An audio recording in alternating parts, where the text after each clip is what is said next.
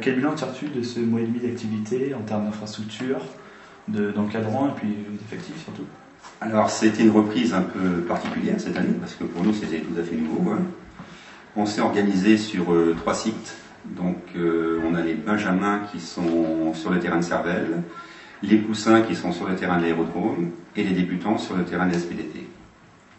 Au niveau encadrant, on est à peu près bien en catégorie Poussins et débutants, où là on a du monde.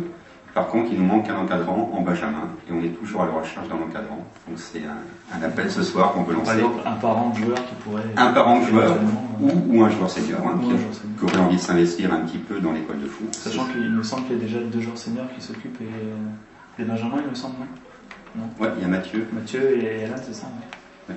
Mais ce serait bien d'avoir... Un petit appel du pied, voilà. Si un joueur senior... C'est mardi soir et samedi. D'accord, pour les entraînements. Ouais. Donc, si vous êtes disponible, n'hésitez pas.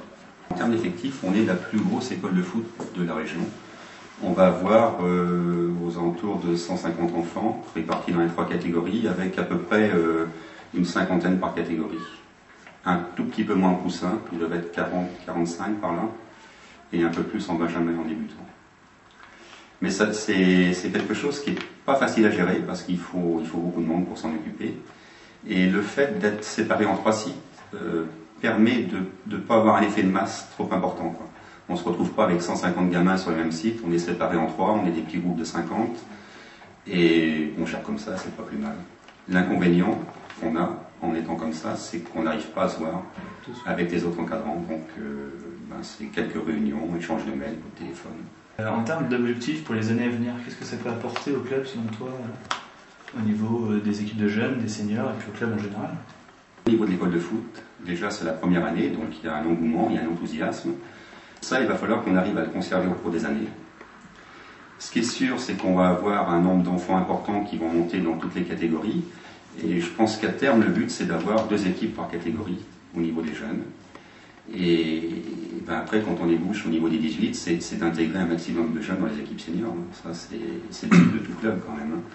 De former ces jeunes et de les faire jouer au niveau senior. Conserver tous les jeunes, enfin les enfants qu'on a à l'école de foot, de les conserver et qui gravissent les échelons un par un, quoi, plus ou moins. Ah bah c'est le but qu'on se donne, hein. Nous, on est là pour oublier personne. Donc tous ceux qui veulent jouer sont les bienvenus, et puis effectivement qui montent toutes les catégories. Hein. Même si on sait que de toute façon, les gens qui arrêtent en cours de route parce qu'ils ont pris le foot un peu au départ pour jouer avec les copains, et puis que c'est pas vraiment leur sport, et puis ils sont sollicités par le tennis, par les études, enfin tous les sports qu'on peut avoir aussi. Hein. Donc tu étais le responsable déjà de l'école de foot à la SPTT.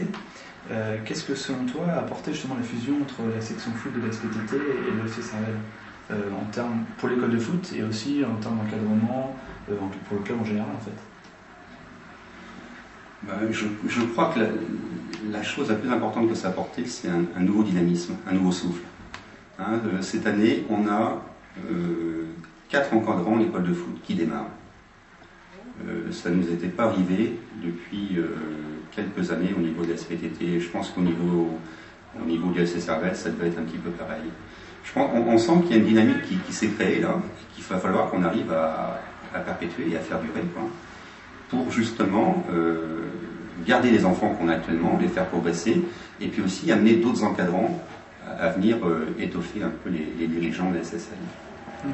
Comment vois-tu justement l'école de foot de la SSL dans 10 ans par exemple, même le club en général, dans 10 ans, comment le verrais-tu? Avec ces belles couleurs Sandra. Alors là, déjà, au niveau des couleurs, je pense qu'on a choisi ce qu'il fallait, parce que c'est vraiment des couleurs qui pètent bien, qu'on voit bien sur les terrains, qui sont agréables. Dans 10 ans, le club, je pense qu'on va forcément progresser. Hein. Enfin, je dirais qu'au niveau d'école de foot, je ne sais pas s'il y aura une progression spectaculaire. Hein. Ce que j'aimerais, c'est qu'on arrive à garder les enfants qu'on a et les enfants qui sont du quartier de Lannion, qu'on les fasse jouer le plus possible. Je pense où on va le plus progresser, c'est au niveau de nos équipes de jeunes, au niveau des 13, 15 et 18, où là on aura un effectif conséquent, on aura de la qualité et on aura des jeunes qui joueront à un bon niveau. Quant aux seniors, quand on voit le parcours qu'ils font en Coupe de France en ce moment, tous les espoirs sont permis. Tu parlais de progression du club. Il y a de nombreuses formations qui sont, à travers la commission technique départementale, qui sont offertes. Penses-tu que c'est important d'avoir la majorité de nos encadrants école de foot et passent justement ces formations pour passer leur diplôme? Je parle de l'initiateur, par exemple.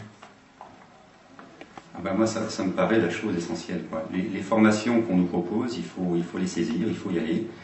Et plus on aura d'encadrants formés, meilleure sera la formation qu'on pourra donner à nos jeunes.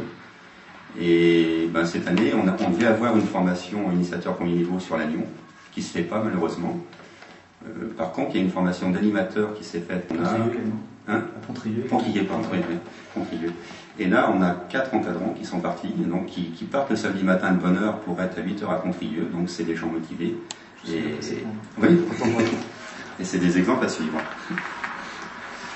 On va parler un petit peu de toi, Christian. Oui.